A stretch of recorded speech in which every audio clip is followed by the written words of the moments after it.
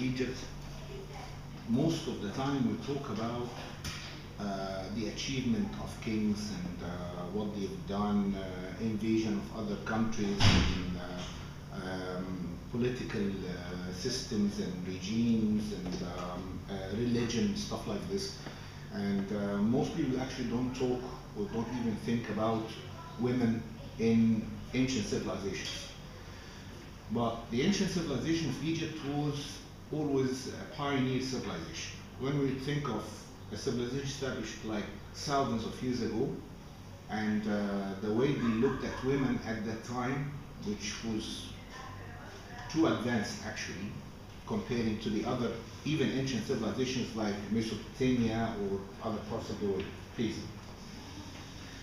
So, lecture. Yes. Yes. Yes. You came. Yeah. Yes. I was upstairs. Yes. How are you doing? Today. Thank you. Good. So today we're going to throw the light on women in ancient Egypt, and I won't talk only about queens, because even when we touch this subject, most people will think of queens in ancient Egypt, like the famous queens like Hatshepsut, like Nefertiti, Nefertari, Cleopatra, and so on. But actually I would like also to throw the light on the old women. So I chose this picture first of all because it's a picture of not a queen or even a goddess, but she's a member of the royal family. Her name was Nofret, and Nofret means the beautiful in the ancient language. And maybe you notice the similarity between the name Nofret and Nefertiti or Nefertari. Nefertiti was the beautiful Titi, and she was married to Akhenaten. We'll come to talk about her later on. And Nefertari was the most beautiful. This is the translation of the name, Nefertari, the most beautiful. And she was married to Ramesses II. So Nofret means beautiful, and they have a beautiful statue, this beautiful lady and her husband, Rahotep, in the Egyptian Museum in Tahrir Square. If you've been to the Egyptian Museum, in the section of the Old Kingdom, it's a double statue of two seated people, a man and a woman sitting next to each other. Also, I've chosen this figure for one of the most famous gods of ancient Egypt. She was the goddess of love, beauty, music, and dance in ancient Egypt, and her name was Hathor. Actually, the original name was divided into two words, H-A-T, like hat or het means the house, and Hor is the name of the falcon god Horus. The falcon-headed god Horus, the god of protection. So Hathor means the house of Horus. She looked after Horus, assisting his mother when he was a baby, and later on they got married and they formed one of the most famous couples of ancient Egypt. Goddess Hathor or goddess Hathor was either depicted in the form of a beautiful lady, as we are going to see, or as a cow, a full cow, that was the sacred animal of goddess Hathor, or as a combination of a female figure and a cow head, or at least the two ears of the cow. Okay. Here we have also a very famous carving from Luxor, and this one here with the throne on the top of her head is maybe one of the most famous gods of ancient Egypt, goddess Isis or Iset. And by the way, the word Iset means the throne, as she was the first person to sit on the throne next to her husband Osiris. Come to talk later about Isis and Osiris as a very famous couple. Here, actually, this scene is a beautiful scene from the site called Abu Simbel. Have you ever heard of Abu Simbel? Abu Simbel is about like 200 miles south of Aswan. It's quite close to the borders between Egypt and the Sudan. It's only like 15 miles from the borders between Egypt and the Sudan. It's in the heart of what we call the land of Nubia. the site was built by Ramesses II, where he built two magnificent temples, one for himself and the other one for his beloved wife as the form of goddess Hathor.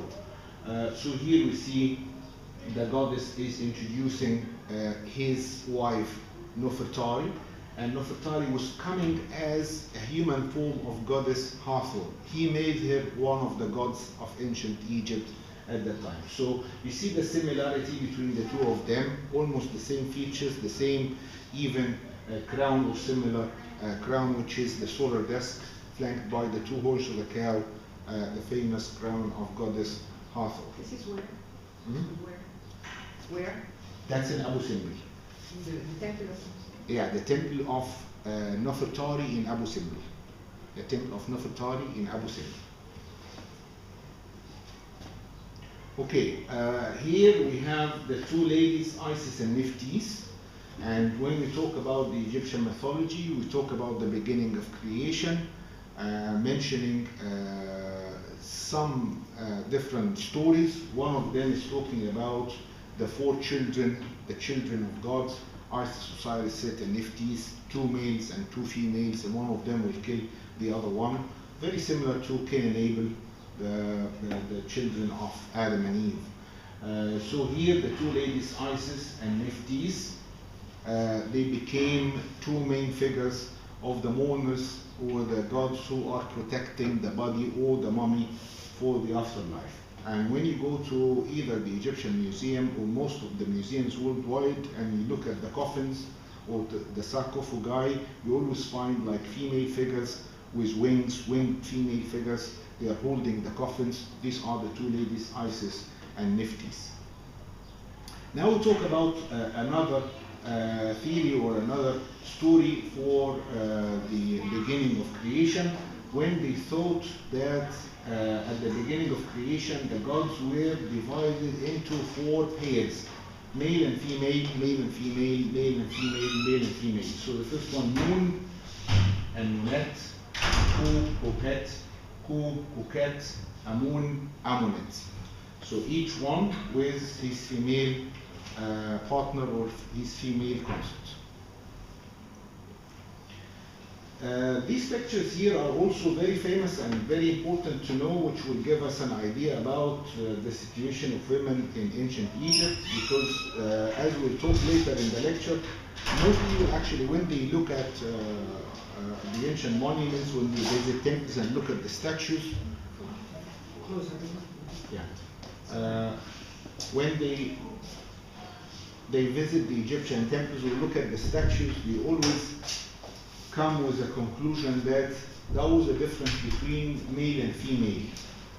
Why? Because always the statues of the kings are always bigger than the statues of the queens. We'll come to talk about this also later. All this is like introduction just to build an image about the different periods of the Egyptian civilization. But here, for example, that couple we're talking about is a very famous couple. Who's the man? The man was Tutankhamun, the famous golden pharaoh. And his wife. We look at them now, we find that they are almost equal in size. There is no even difference, the normal difference between the male body and the female body. There is always a difference in a way between the male body and the female body, but we find here that they are almost as tall as each other.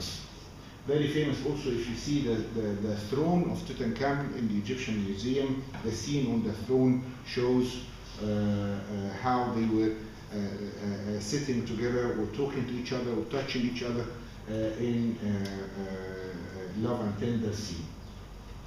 This one is Queen Nefertari, the wife of Ramesses II. Nefertiti, the wife of Akhenaten. She was the mother, the stepmother of Tutankhamun, the golden pharaoh. Here, Akhenaten and Nefertiti, unique statue of the famous couple. Right. So now, when we talk about the Orni people, how they lived in Egypt, how women were treated in ancient Egypt, the scenes coming to us from most of the tombs the tombs were actually built for the elite of the society, because the only people like any of us wouldn't have the chance to build tombs. Building tombs or having all these furnitures was something very expensive, and not anyone or everyone was able to have this. So the king built his tomb, definitely like the pyramids of Giza or Saqqara or whatever, or like the tombs in the Valley of the Kings and Queens. Then the second level in the society, the elite of the society, members of the royal family, or governors or priests, whatever, they had also the chance, they had the money to employ builders and workers to work building for their tombs, building the tombs for them. But the only people like those who were farming the land didn't have the chance to build their tombs. But these scenes came to us from the tombs of the nobles. Why? Why would they be interested to have scenes of the ordinary people or the commoners or the poor sector of the society? Because they didn't care more about the farmers, actually, to show them in the tombs. They cared more about the wealth. They wanted to show in the second life that this is the land they had in their first life. So it's like a ticket. I need the same thing in the second life, God. I had whatever acres of land, and I had whatever number of servants, farmers, workers, builders, so I want this again in the afterlife. So they believe that if they depict them on the walls of their tombs, then they will have them again to work for them in the afterlife. Thank God that they thought this way, because it tells us about how the ordinary people lived at that time. We always find nearly most of the scenes, if not all of them, showing the ordinary people at that time, we find them always male and female, doing the same job, working hand in hand. There is no difference in the size between the two of them. Actually, the main difference in the size, when you look at any of the scenes, whatever, will be in the color of the skin. Because as you can see, the man is almost half naked or topless or whatever, wearing just a short kilt, so his skin is exposed to the sun, so you can easily get the dark color or the suntan. While the ladies or the females, they mostly covered. I think that the same thing like today in Egypt. Most of the ladies are covered for religious reasons or for protecting themselves from the sun, whatever, but we find maybe men until today, they are darker skinned than women. So here is another scene. By the way, this is from the tomb of Sin Nejm. Sin Nejm, by the way, for your info, is one of the most beautiful tombs in Luxor, and it's not a tomb of one of the kings. It's located in the Valley of the Workers.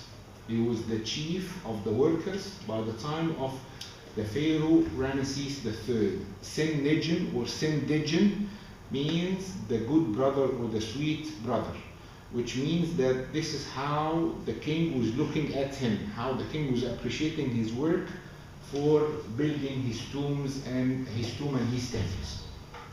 So it shows also males and females working together in the fields. Also, when you go to the Egyptian Museum, by the entrance, the main entrance, actually if you enter the museum and turn left, the first thing will face you actually is collection of statues, little statues, maybe this size, actually it's a small size. Maybe the size of the human hand or a human palm. These are statues of servants, okay, servants or workers.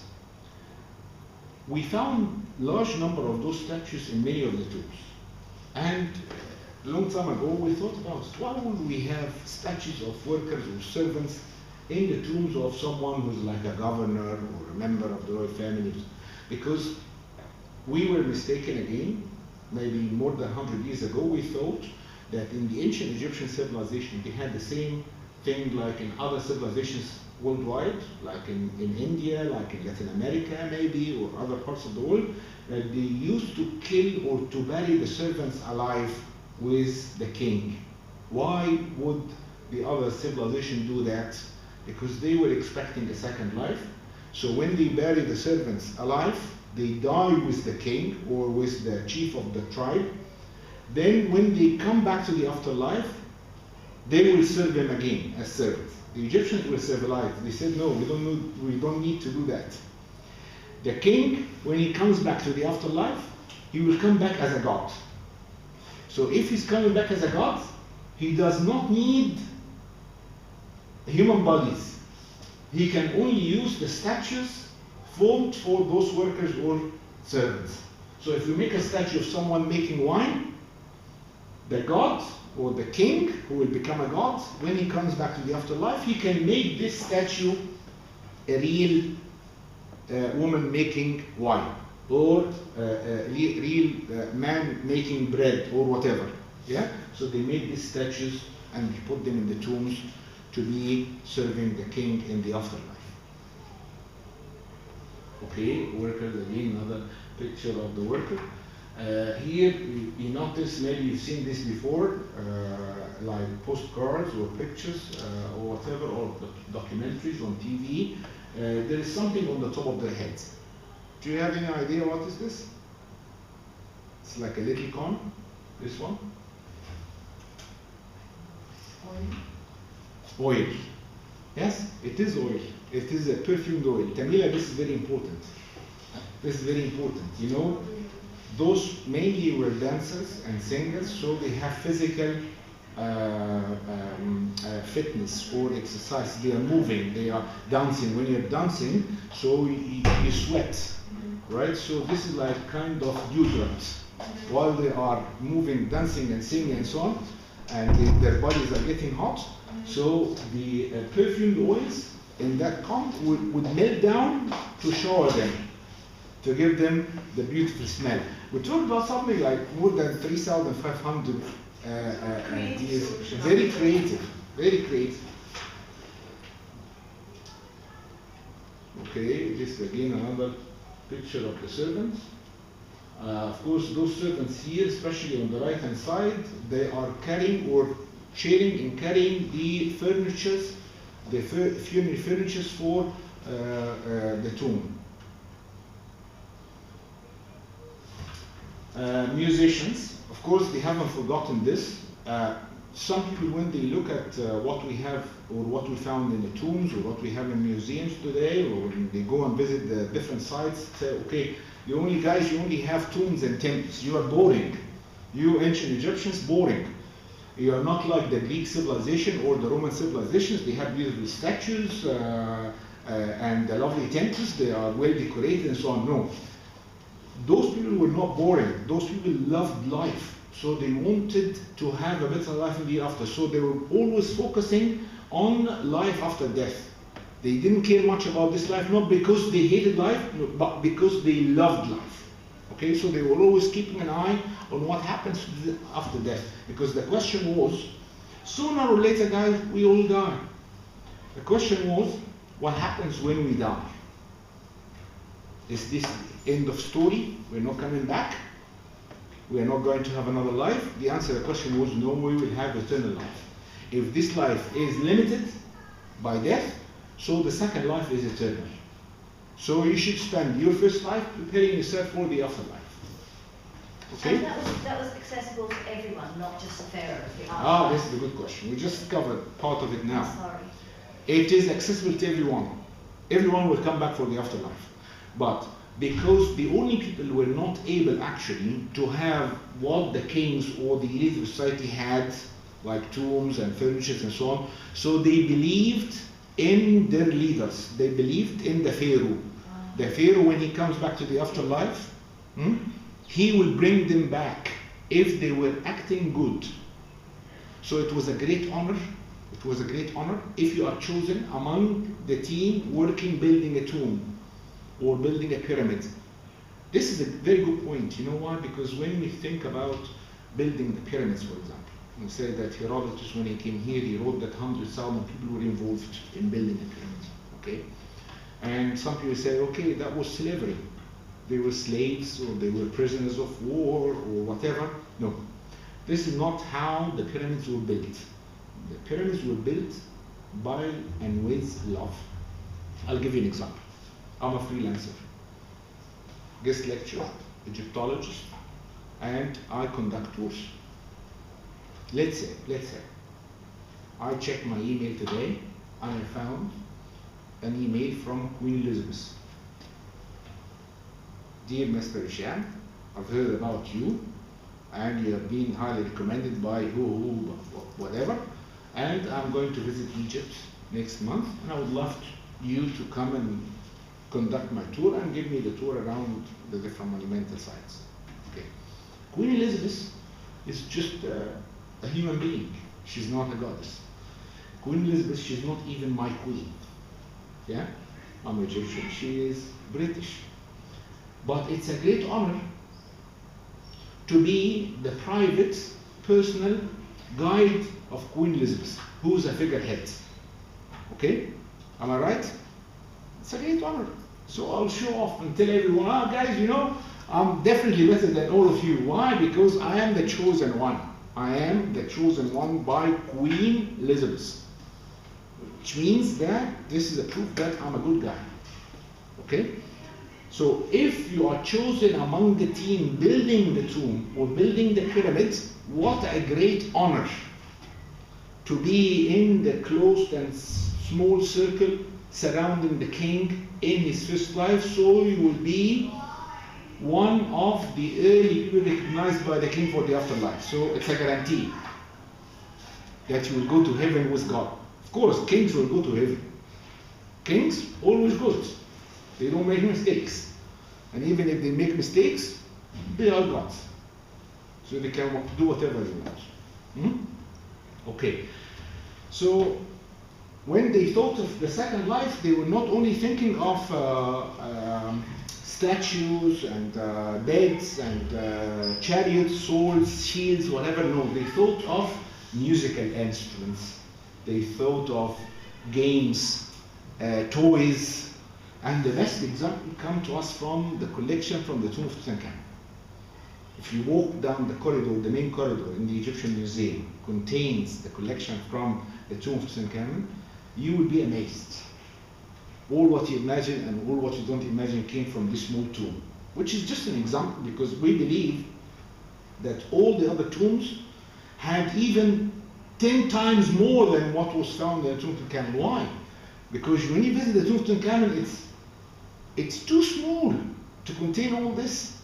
And the king came as a boy to the throne and died after only 10 years. So he even didn't have the chance to have enough for his second life or his life after death. So imagine if he came to the throne like at the age of 8 or 9, died at the age of 19, like 10 years, died very young as well, and had all this. What about someone like Ramesses II? Yeah, who ruled for 67 years and had enough time to build all these temples we visit until today. What about his tomb? What should we find in the tomb of Ramesses II, who died at the age of 93 or 94? And was no troubles at the time of Ramesses II, but the time of Tutankhamun was full of troubles. Instability at the time came after chaos, time of his father and his stepmother Nefertiti and so on, and died mysteriously. We don't know if he was killed or died because of an accident or had a driving accident on his chariot. We're not sure about that so far, but definitely it was not the best time for him or for his team to leave us those treasures we have nowadays in the Egyptian Museum. Okay, so we found musical instruments. We found an umbrella used when they go in the open air and it's sunny and so on, so they can put like cloth on that wooden umbrella to protect the king when he's sitting in the open air. We found the folding traveling bed. I don't know if you've noticed this or not. One of the beds in the Egyptian Museum is a folding traveling bed. that they can fold and take with them. Is it not amazing? We're talking about like something almost 3,500 years old. Amazing, yeah? We found small models of toys. And we're not sure, those toys like little boats and other toys, and games like something very similar to chess, we call it Senate. We're not sure they put these toys in the tomb because he used these toys when he was a child, like even before coming to the throne, age of 9, 10, whatever, or they were expecting him to come back to the afterlife younger. How? You know, someone like Ramses II, when he died, he was like 93, 94. But when you check his tombs, he always looks like as if he's maybe mid-30s or sometimes 20s. He's always young, strong, handsome, good-looking. We don't find even one single statue of the guy. He looks like 50, not 90. Why? Because this is the form they wish to have when they come back to the afterlife. So no matter how old he was, they want to come back to the afterlife, which will be eternal, young, strong, for the ladies, handsome, beautiful, nice bodies, and so on. So this is the form they want to have when they come back to the afterlife. And Tutankhamun didn't have the children that died that went in the tomb with him? Tutankhamun didn't have children? Yeah, he didn't have any children that died? We are not sure. We are not sure. Again, we are not sure if he had children or not, but we assume that he didn't have the time to have children. Because now the latest studies about Tutankhamun, that he had an accident. Yeah, and it shows that he had the accident early stage when he became a king. Maybe when he was still playing before becoming a king, had an accident, and some people say that maybe this is the later cause for his death, because the injury was contaminated and led to his death later on. Is this the leg one or the head? The leg one. The leg one, which affected his backbone as well. So when you look at the throne and the way he's sitting upon the throne, he's not sitting like formally like a king. So some people say we have different schools always, yeah? So some people say no, he's sitting casually because he was not expecting anybody to criticize him. It's not like the king or the queen today. They are always formal because they are expecting people to say anything about the way they talk or the way they walk or whatever. But in ancient Egypt, the king had all the self-confidence. Nobody is judging what I'm doing, so I can sit casually. Yeah? And some people say no, he was sitting like this, and he was showing by his artist sitting like this because he was actually suffering from his bad back because of that accident. He was injured somehow. Because we found among the collections of Tutankhamun, we found canes, walking sticks. Yeah? So when we found it, the guy died at the age of 19. Is it because when he had the accident, he couldn't walk properly, he couldn't stand very well on his own, so he had to use it? Or they were expecting him to use it in the afterlife, which I myself doubt that, because when they come back to the afterlife, they should be younger and in good health. Or he had an accident. Let's say if any of us, his leg is broken. So you use the cane for a while, and then maybe after a year, you recover and you don't need it anymore. So he didn't die 4 days later, as they say? How would you know? From infection. Yeah, this is what I said. This is one of the things. Yeah, this is one of the things I said. But we are not sure, because you're talking about a mummy which was left in the tomb for more than 3,000 years. So when you see like his skull and the scar at his skull, we thought the first time Carter examined the body, he said, must be someone hit him at the back of his head, and that was the cause of death. But I myself had a car accident when I was in high school, right? And I had 11 stitches here, so it left a scar. Now, if I die today and I'm mummified, 3,000 years later, somebody is examining this is the guy, how the guy died, because it left the scar here, so maybe someone hit him in the back of his head. But definitely it's not. We don't think that someone killed him. Maybe, as you said, it's the accident which caused the infection, which led to death. But after how long? Is it 4 days? Is it a year? Maybe he suffered the last couple of years. Maybe he had an accident at every stage and then he had an accident later on. So we are not sure. So during the mummification process, could they have hurt the bones? Because they kind of take out the brains and stuff. So They take it from the nostrils. We don't really. They Yes. take the brain from the nostrils. Yeah. Yeah. So Yes. whenever breaking the... We expect them to be experts, so wouldn't make mistakes like this because that's their job, and I don't think that they would make a mistake. They don't mummify a king every day. But again, your theory is good. Why? Because, as I said, it's time of instability in Egypt. So you expect somebody among the team who's anti the king and his family. So maybe they were making mistakes deliberately. This is the most severe punishment, by the way. Right, because that's what Mistake they come back. Yes, you will stop him from coming back. Puncture the back of the head Yeah. instead of taking it from the nostril. Yes, from here. Oh, it's from here. Yeah. The brain, Yeah. because the nostrils is related directly to the brain. They are not sure about this again, but the latest study is that this was not through the nose. That they're getting the brain through the nose. Should be a puncture. from the back. Maybe. I think there was a study in Germany on some of the mummies in Berlin Museum about it. I've read it a long time ago. I don't know if it has been proved for all the mummies that found or not. I think they had different techniques. They changed the technique. The proceeding. Yes. Deliberately. Deliberately for Tutankhamun, you mean? Yeah, because of the time of cows. Could be, definitely could be.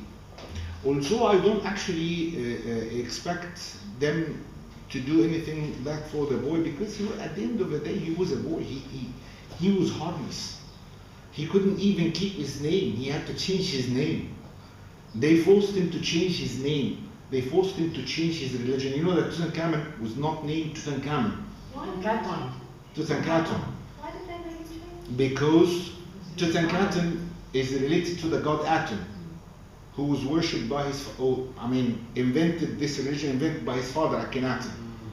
So after the death of his father, and he became the king, the pressure of the religious pressure of the priests of Ammon, they made the king change his name to be Tutankhamun, not Atum, M and T, right?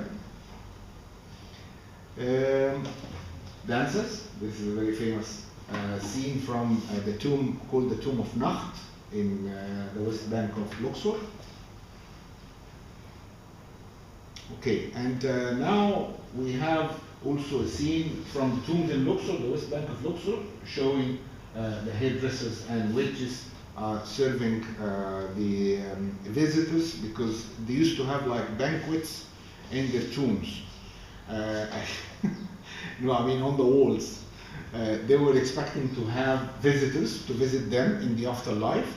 So they came ready with the scenes showing the visitors of the relatives and their friends coming in couples and so on. Some of them are holding flowers. And of course, those visitors expect to be served as well. So they have the female servants here serving them the drinks. Family. We have good collection of statues in the Egyptian Museum and other museums, of course, showing families. One of the unique statues for the families actually is this one here. This is one of my favorite statues in the Egyptian Museum in the Old Kingdom section, showing a lady and her husband with the children. Look at the difference now between the man and the woman. The man is kind of a dwarf. He's much shorter than the woman, but the artist or the sculptors actually who did this statue or made this statue, he replaced the legs of the father by the two children, the boy and the girl, as if he's sending the message that the father is counting on his children to replace what he's missing, which is the normal size of a man. While the way his wife is holding his shoulders and placing another hand on his arm is kind of a love scene and love tender between the two of them. Now, by the way, here, this is how they usually show children and childhood in ancient Egypt. You see the child is suckling his finger, and also we had the side look of the hair. This is to show childhood in ancient Egypt. Of course, when we move to talk about the nobles, so they definitely had better scenes, and the size also is much bigger. Look at the man and his wife here, and look at the size of the servants. So the size here is to show the hierarchy in the society at the time, and they were making offering to the gods, large offering table. It has everything, food, drinks, animals, birds, and stuff like this. While here we have one of the dancers or the singers is entertaining the couple in the tomb. They had, of course, great collection of jewelry. I don't know if you've seen jewelry in the Egyptian Museum or in other museums. Amazing collection of jewelry. Some of them were religious designs with the scarab. You know what is the scarab? What is the meaning of the scarab?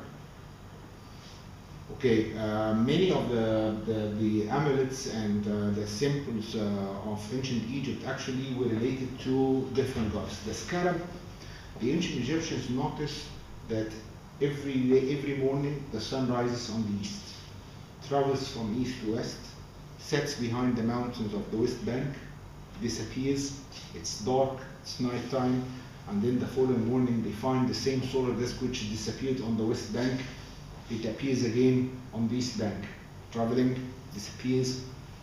So they thought that the solar disk is actually traveling for the 12 hours of the day from east to west in the sky, and then travels in the underworld from sunset to sunrise. Okay, this is fact number one. So they worship the god Ra, the solar disk, and so on. But they also noticed, because they were great observers, so they also noticed that the scarab beetle, the dung beetle, always appear with the sunrise. You can see it with the sunrise in the morning. You can see it all during the day, and then it disappears again with the sunset, by burying themselves in ground like the solar disk is burying itself in ground or in the horizon. And then the following morning we see it again. So they thought that the scarab beetle is creating himself on Earth, like the solar disk creating himself in the sky. So they worship the scarab beetle Khibiru, the name of the god, Khibiru. They worship him as a form of the creator god. Okay? When you get any statue of a scarab beetle and turn the other way around, turn the scarab beetle the other way around, you will have an oval shape. Okay? What is this oval shape? It's written the name of. Yes, is what we call the cartouche. What is the cartouche? The cartouche is It's the name of the man, of the king. of the king. Okay? That's the cartouche, where we have the name of the king or the queen written. So the back of the scarab is the full cartouche. What does it mean? It means that when they have the name of the king or the queen written at the back of the scarab, it's for the rebirth of this person in the afterlife and the protection provided by the scarab. Everything is related. When you think about it, everything is related. So when you find the queen is wearing an amulet or a necklace with the scarab beetle, it's for the protection. Wearing the cartouche, it's for the rebirth and the eternal life.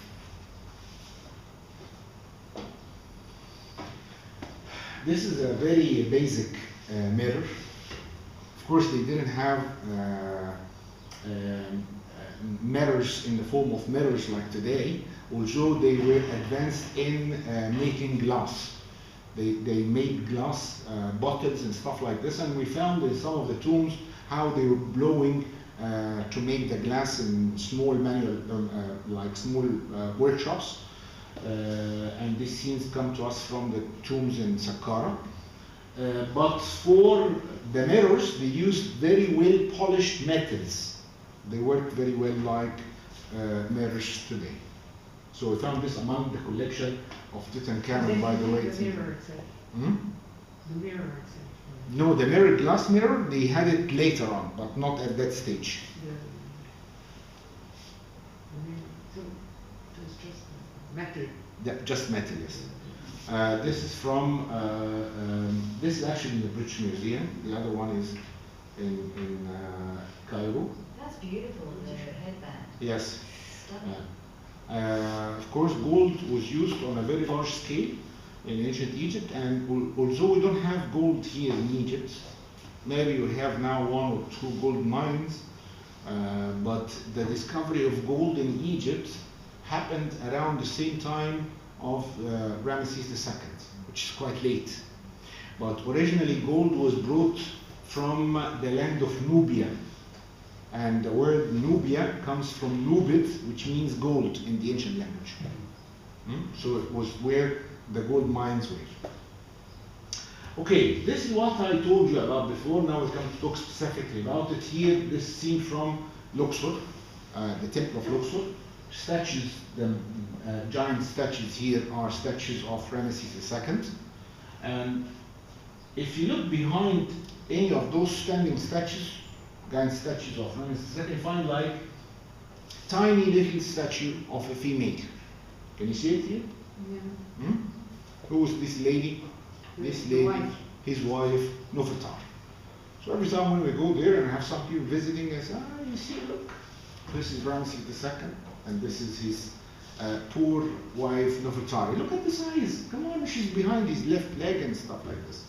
Oh, don't jump to conclusion. Before you judge the guy and what he did, look at this scene from Abu Simbel, the same temple I told you about in the land of Nubia.